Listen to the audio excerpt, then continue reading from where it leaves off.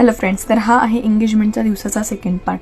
गायत्रीचा makeup almost झालेला होता आणि ते झाल्यानंतरून दोघांचे फोटोशूट करण्यासाठी फोटोग्राफरने त्यांना बोलवलेलं होतं. आणि हा आहे आमचा नेहमीचाच फोटोग्राफर. पाहुणे मंडळी साखरपुड्यासाठी यायला लागले होते आणि हा आहे आमचा सुंदरसा हॉल. आणि इकडे ब्राह्मण दादाही आलेले होते आणि ते माहिती देत होती की पुढे काय काय सामान लागणार आहे. त्यानंतर इकडे जी आहे शूटिंग चालूच होती. त्यानंतर गायत्रीला बोलवण्यात आले. तिला काय जे उटीचे कार्यक्रम आहे तो तिचा झाला. त्यानंतर दोघं मामांना बोलवण्यात आलं सुपारी फोडण्यासाठी.